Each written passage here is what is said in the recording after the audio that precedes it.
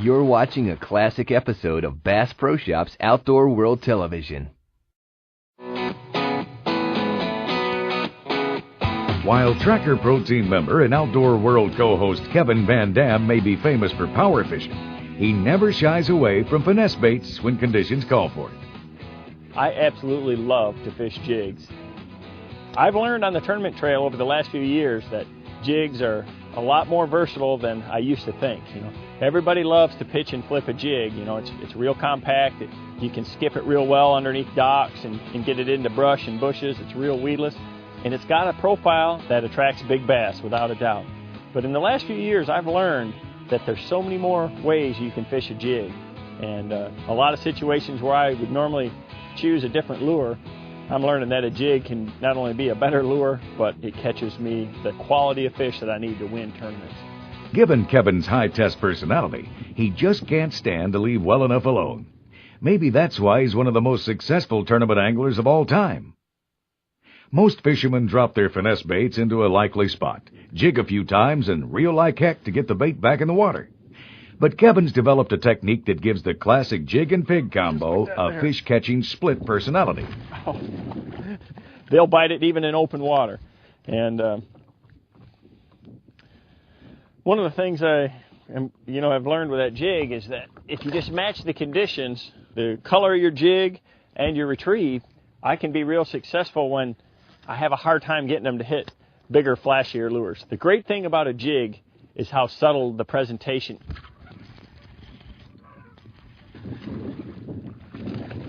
That quarter-ounce jig you can keep right up there on top, and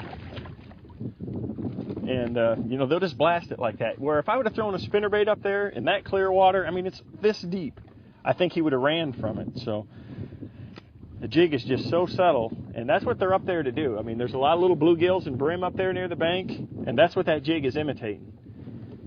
If I just cast it up there and let it hit the bottom, they probably wouldn't do anything to it, but because it's swimming along and it looks natural, hopping it like that, it's got that rattle working, they just hammer it. It's kind of subtle, but yet you can still throw it right into the thickest cover just like that and pull them out. And today is just one of those perfect days for swimming a jig. I've got real clear water here, and I've got some cloud cover. It's kind of going in and out of clouds, a little bit of wind, and nice fish.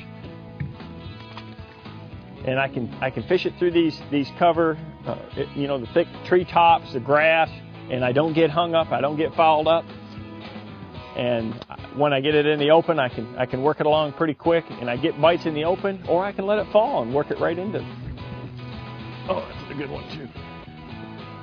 I just cast it out there, started it down, and start that short hopping, and he swallowed it. He's got it all the way down. Nice fish too. There's nothing better than having the big stick in your hand, throwing it out there across a big treetop like that, and getting one to come up there and inhale that jig. Boy, you just got it. I really like that bleeding bait jig too. It has a lot of flash to it. It really looks like a sunfish or a bluegill. And that's what I'm doing with that jig swimming up off the bottom like this, is I'm making it not look like a crawdad like we normally do when we're fishing that jig on the bottom, but by swimming it like that, we're making it look like a bait fish. Bass love sunfish and bluegills, especially big bass. Let's see if there's another one in that treetop. The jig and pig snag-free design works great for cover, and once Kevin starts to swim the bait, the right combination of skirt and trailer makes it a passable bait fish imitation for hungry bass.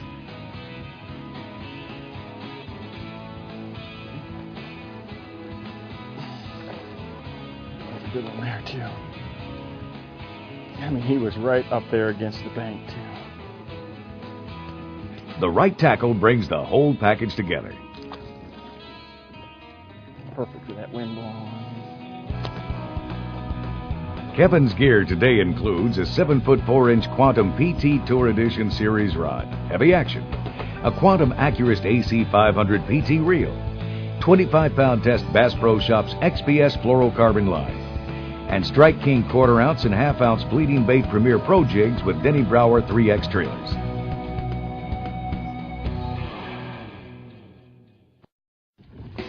He was right up there shallow. On this classic Highland reservoir pattern, Kevin cast a bass holding cover, treetops, laydowns, and grass. But once the jig and pig clears the jig zone, he turns a bottom bouncer into a swimming baitfish, doubling the odds with every cast, and in the right conditions, he hits the jackpot. Boy, I mean, he's all the way in the back of the screen. That's a good one, too. Oh. I mean, and it doesn't get any shallower than that. When you get way back in here, it's important to make a good long cast. Get right up in that big stuff. I mean, he's right in that super shallow grass. He's trying to. You know, not only is it important to have a long rod to really control that bait, you know, I can keep the rod tip up and keep the jig high in the water column or drop it down and let it get a little bit deeper, but to have a reel that picks up a lot of line. This Quantum Accurist picks up 25 inches per turn. It's got a 6:2 to 1 gear ratio, and it really moves that line. So if I'm working it along like this and a bass hits it and comes towards me, he may hit it real hard and swim 5 feet towards me. I got a long rod to pick up the line, and I got that fast ratio to catch up to him real quick to get those fish coming your way. So you really got to have it for this technique. There is good fish too. Oh man, he was right in the center of that brush top too. Oh yeah, nice one. I like to have my skirt a little bit shorter so that it really allows the trailer, or for the fish to see the action of the trailer a little more. If the water's dirtier, I like a bigger profile and a bulkier jig, so I'll leave the skirt a little bit longer. But the one thing that I definitely want to do is trim it so that the skirt is nice and even. So I'm going to get my scissors and again trim it to length. And the water's pretty clear where I'm at today, so I'm going to trim it a little bit shorter, just behind the hook. And then I'm going to take the corners and trim those nice and short. And that gives that jig, when the skirt's going through the water, that nice round profile, good side profile. Then the next thing I want to do is trim the weed guard itself. Again, if I'm flipping in really heavy cover and things like that, I may want to leave the weed guard all the way up. But I like to cut it a little bit off and cut it at an angle just right parallel with the hook point itself. So it's a little more compact. It actually stiffens up the bristles a little bit. You can spread it a little bit. That'll help it if you're flipping it into bushes and things like that. And then I'm ready to put my trailer on. Now, I like to match the trailers or pretty close to the combination of the jig.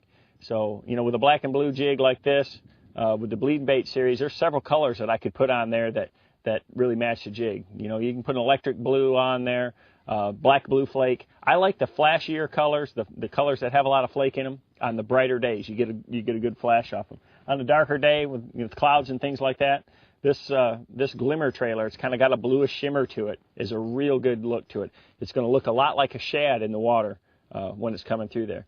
And I can actually put the trailer on a couple of different ways. Now, this jig has a really loud rattle to it, and on the rattle chamber, there's a little barb on there. And if I want the jig more compact, I'll poke it right through the head of it and thread it all the way on.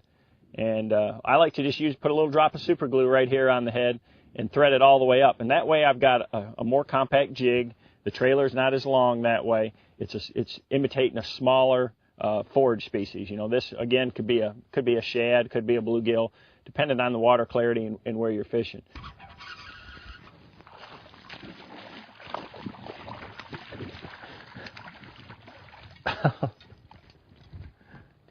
Quality fish.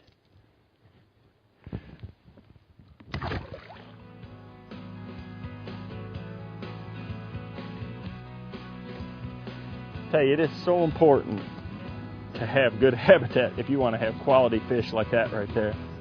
I mean, timber and a lot of clubs and things like that now, a lot of Federation clubs, they're working with the fisheries biologists and that and putting a lot of man-made habitat into the lakes. And not only that, but they're enhancing a lot of the spawning grounds, putting plastic barrels out with gravel in them, and you know, in soft bottom areas to really increase the number of fish that we're going to have. And that is so important. You cannot have good bass fishing without good habitat. The next time you find yourself in lots of cover with clear water conditions, try Kevin VanDam's double trouble technique. You just might find that turning finesse baits into power baits on the same cast will keep you catching bass all the way to the boat.